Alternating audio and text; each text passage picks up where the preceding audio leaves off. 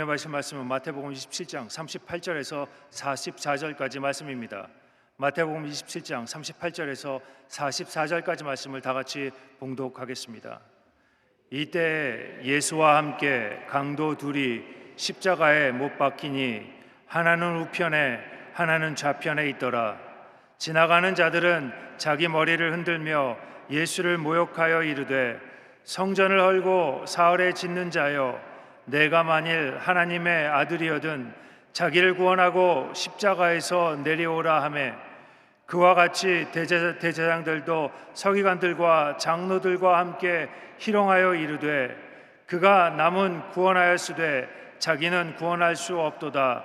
그가 이스라엘의 왕이로다. 지금 십자가에서 내려올지어다. 그리하면 우리가 믿겠노라. 그가 하나님을 신뢰하니 하나님이 원하시면 이제 그를 구원하실지라. 그의 말이 나는 하나님의 아들이라 하였도다 하며 함께 십자가에 못 박힌 강도들도 이와 같이 욕하더라. 아멘. 오늘날 전 세계가 코로나19로 말미암아 큰 혼란과 어려움을 가운데 있습니다. 일상생활의 불편함은 말할 것도 없고, 하루아침에 사업이 무너져서 가게가 문을 닫고 수많은 사람들이 실직을 당하는 심각한 경제 위기가 맞고 있는 것입니다. 통계를 보면 올해 들어 4월까지 실직자가 200만 명을 넘어서면서 2000년 이후 최고치를 기록했습니다. 하루에 실직자가 수천 명을 넘어서서 매일 대기 하나가 사라지고 있는 것입니다.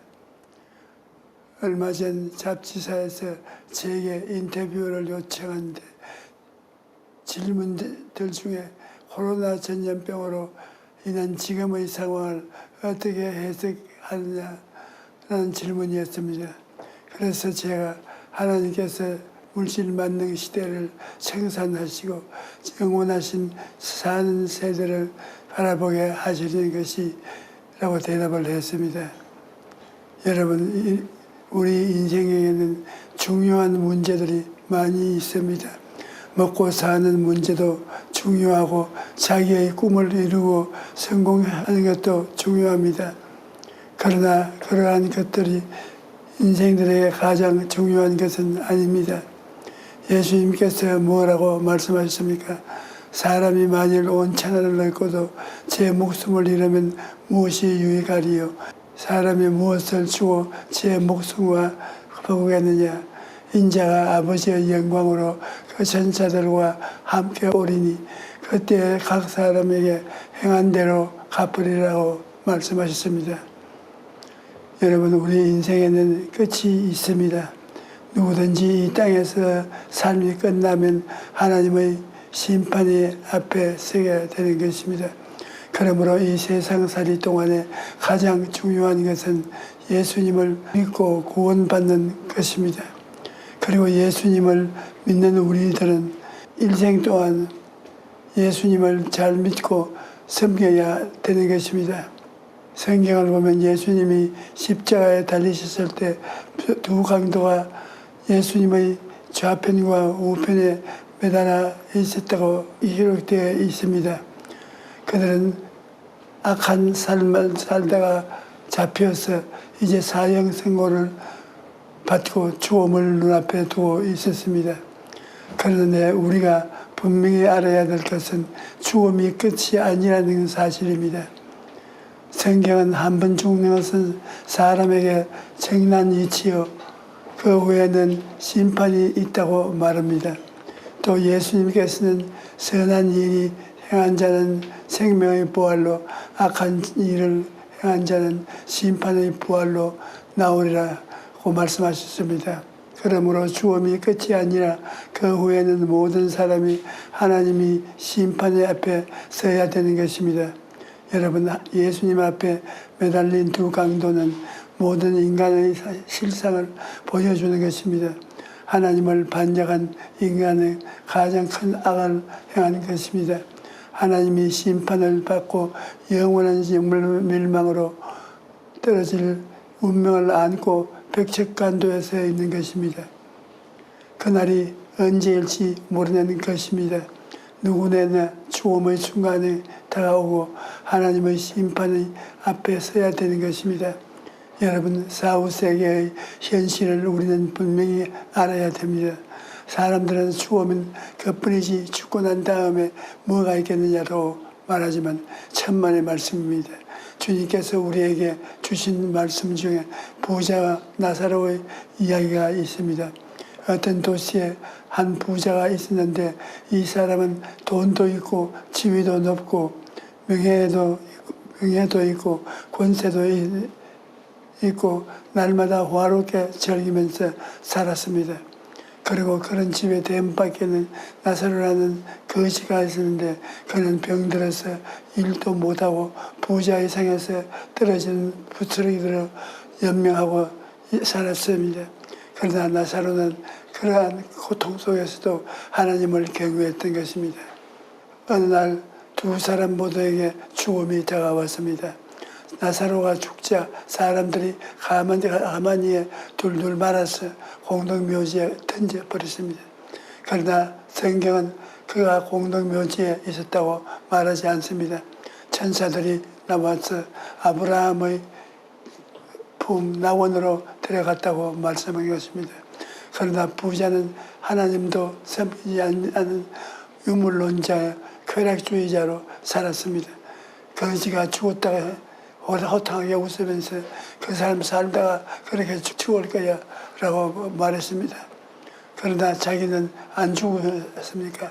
때가 오면 부자도 죽었습니다. 호화로운 장례를 치렀습니다. 상여를 아름답게 꾸미고 수많은 종들이 왔다 갔다 하고 아름다운 묘지를 만들어서 비석을 세웠지만 성경은 그가 그 묘소에서 있다고 말하지 않습니다.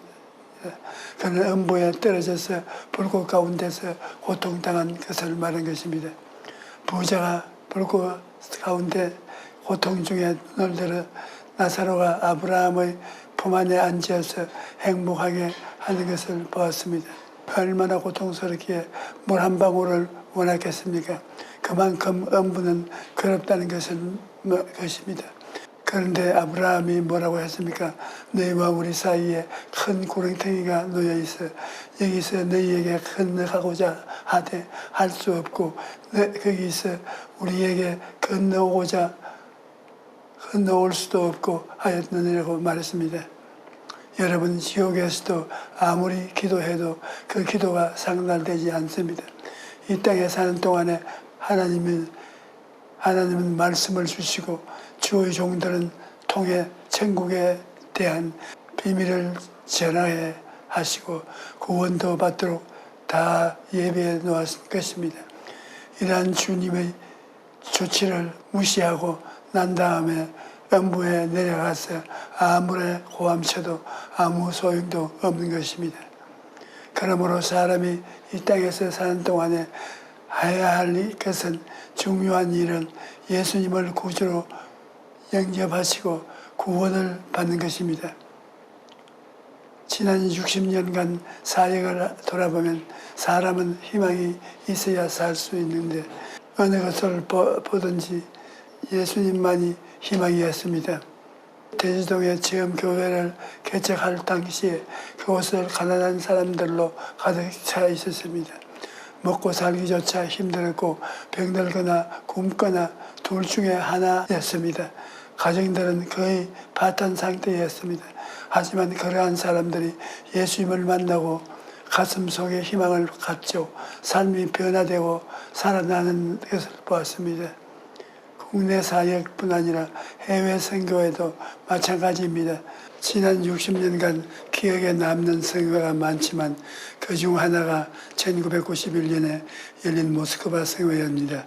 러시아 모스크바의 크레므린 궁 앞에서 집회를 열기로 되어 있었어요. 당시에 정치적으로 매우 불안했기 때문에 다들 만류했습니다. 그래서 나는 복음을 전하기 위해 생명을 내놓은 사람입니다. 죽는 것이 두려웠다면 여기까지 오지도 않았을 겁니다. 그렇게 말하고 집회장으로 들어갔습니다. 그러나 집회에서 강력한 병 고침의 역사가 일어났는데 집회를 마치고 나니까 혈압한 인상을 한 그 경찰국 소속 2명이 나를 찾아왔습니다. 그래서 속으로 나를 잡으러 왔구나 그렇게 생각했는데 그 사람들이 내게 다가오더니 오늘 목사님 설교를 듣고 얼마나 감동했는지 모릅니다. 그러면서 감사의 말을 전했습니다. 그때 나는 공산주의 국가라도 할지라도 총칼이 아닌 예수 소망을 가져야 희망이 있다는 것을 체험했던 것입니다. 오늘날도 마찬가지입니다. 우리 평안 형편이 아무리 힘들어도 예수님이 우리와 함께 계시면 소망이 있는 것입니다. 어떤 국가들, 어떤 사회든, 어떤 개인이든 예수님을 믿을 때 소망을 가질 수가 있는 것입니다. 그런데 성경에 보니까 십자가에 달리고 예수님을 보고 많은 사람들이 조롱하고 비웃었다고 되어 있었습니다. 지나가는 사람들은 자기 머리를 흔들어 예수를 모욕하여 이르되 성전을 헐고 사흘에 걷는 자여 내가 만일 하나님들의 아들이거든 자기를 구원하고 십자가에서 내려오라 그러면 예수님을 조롱하였습니다. 또 대제사장과 서기관들 장로들도 예수님을 희롱하고 비웃으면서 그가 남을 구원하였으니 자기는 구원할 수 없는도다. 그가 이스라엘의 왕이로다. 지금 십자가에서 내려올지어다. 그리하면 우리가 너를 믿겠노라. 그렇게 말했습니다. 여러분 비록 원수들이 조롱하는 말이지만 이 말에는 깊은 의미가 있는 것입니다. 예수님은 십자가에서 내려올 수 없었습니다. 예수님은 남은 구원하였으나 자기는 구원할 수 없었습니다. 왜 그럴까요? 그것은 바로 우리를 사랑하였기 때문입니다. 예수님께서는 그 자리에서 당장 12명이나 되는 천사를 불러서 자신을 구원할 수가 있었습니다. 그런데 우리를 죄악과 추움과 절망의 건지의 시래라는 간절한 소원이 있었기 때문에 처참한 고통 속에서도 십자가에서 내려오지 못하신 것입니다. 여러분과 나를 대신해서 십자가 형태를 걸머지고 배를 흘려 죽어야만 여러분과 나의 죄를 대속할 수 있기 때문인 것입니다. 주님께서는 아무리 내려오고 싶어도 내려올 수가 없었습니다. 내려올 수 없는 것이 아니라 예수님은 내려오지 않기로 결심을 한 것입니다. 이마에는 피가 흐르고 양손과 양발에는 못 박힌 옷이 찢어져서 피가 흐르고 목이 말라 혀는 천장에 붙고 고통 속에서 몸부림을 쳤습니다. 친구들은 다 도망치고 원수들은 조롱하고 예수님은 견디지 못하여 엘리 엘리 라마 사박다니 나의 하나님 나의 하나님 어찌하여 나를 버리셨나이까 라고 외쳤습니다. 그럼에도 불구하고 여러분과 나를 사랑하셨기 때문에 십자가에서 내려오지 않으신 것입니다. 만일 예수님께서 십자가에서 내려오셨더라면 오늘 여러분과 나는 소망이 없습니다. 여러분과 나는 죄 때문에 영원히 멸망받고 죽었어야 합니다. 여러분과 나를 쥐어잡을 원수 마귀가 사망과 음부의 권세를 가지고 입을 딱 벌리고 한 사람 한 사람의 영혼을 영원히 삼켜버리려 말았을 것입니다. 이러므로 예수님께서 우리를 대신하여 십자가의 고난을 견디고 죽으십대로 막중한 대가를 지불하셨기 때문에 이제 누구에든지 예수님을 믿기만 하면 구원을 받을 수가 있는 것입니다. 55장 1절에 보면 오라 너희 모든 목마른 자들아 물로 나오라 돈 없는 자도 오라 너희가 와서 사 먹되 돈 없이 값 없이 사와서 포도주와 저절사로 말씀합니다. 여러분 돈이 없는데 무슨 값을 주고 삽니까? 그런데 값을 예수님이 우리를 위해서 지불해 주시기 때문에 우리는 값없이 믿음으로 구원을 얻을 수가 있는 것입니다. 성경을 보면 예수님 앞에 매달린 두 강도 중에서 한 강도가 구원을 받았는데 그는 아무 공로도 세운 적이 없습니다. 선한 일을 하고 값을 지불하고 구원을 받은 것이 아닙니다. 그 강도가 말한 것을 보십시오.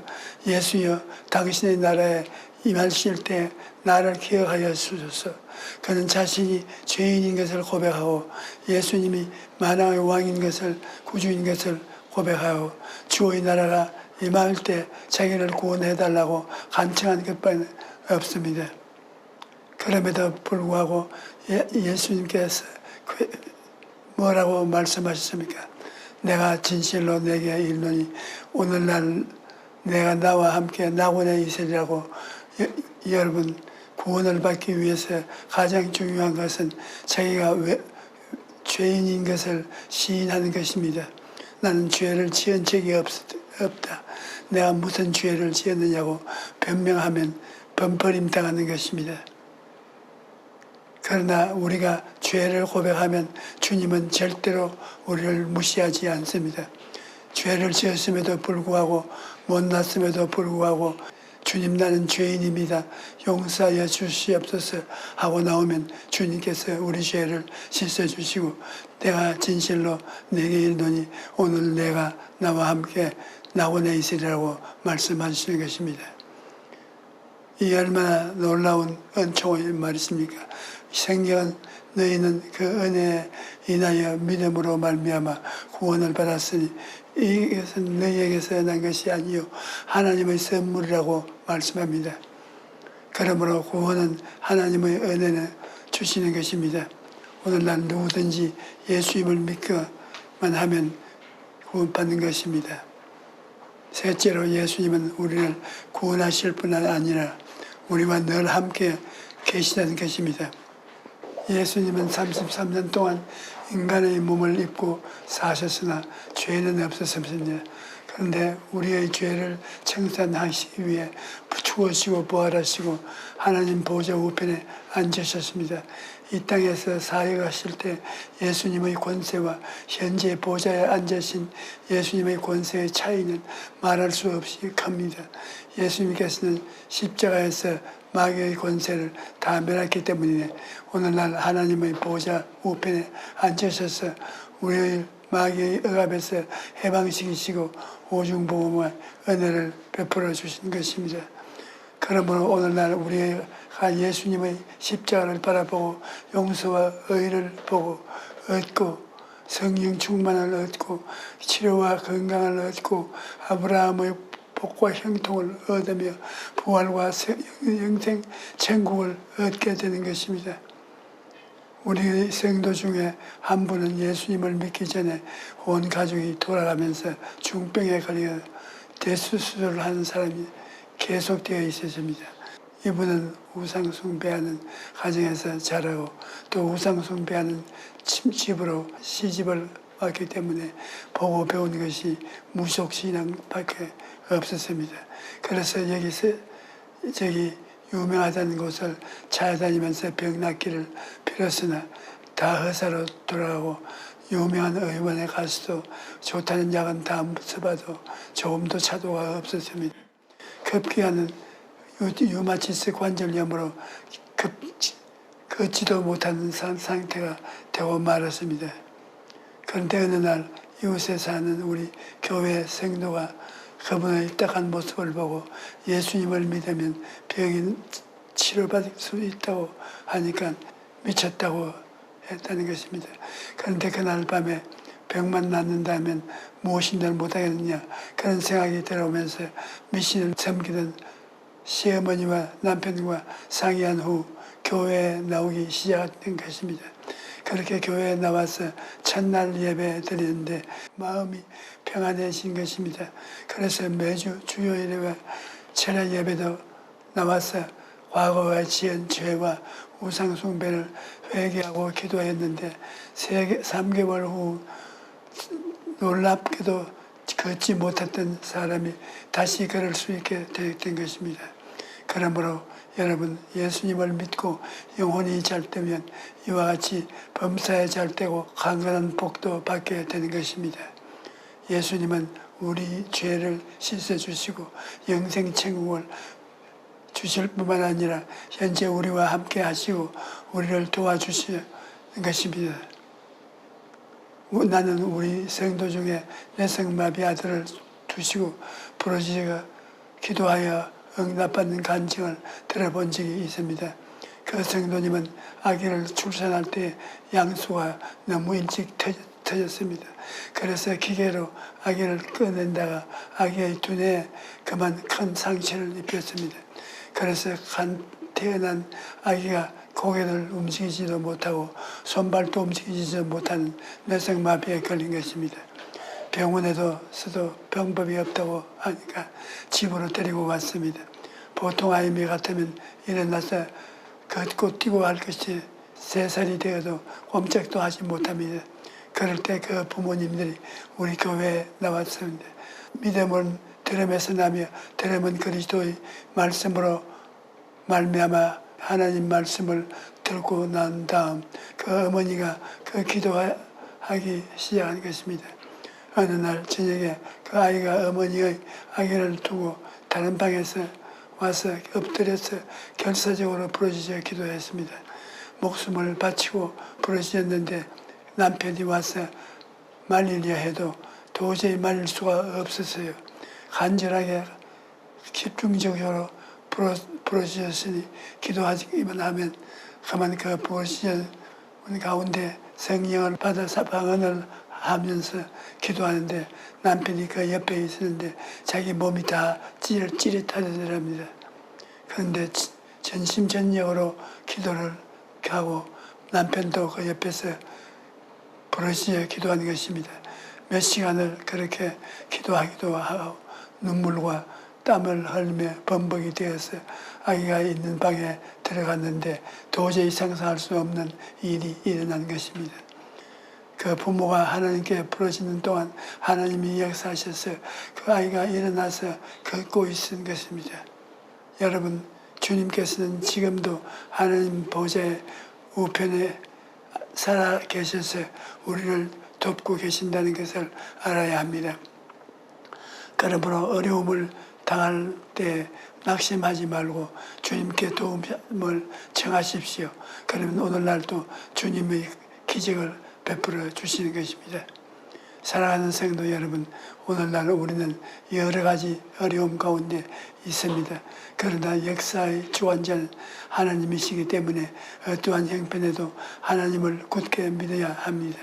그리고 예수 그리스도의 십자가 은혜로 말미암아 받은 구원을 등한히 여겨서는 안 됩니다. 우리는 늘 구원의 은혜에 감사해야 되는 것입니다. 또한 신앙생활에 있어서 세상과 타협하지 말고 전심을 다해 하나님을 섬겨야 할 것입니다. 오늘 오신 여러분 모두가 그런 삶을 살게 되시기를 주의 이름으로 축원합니다. 할렐루야.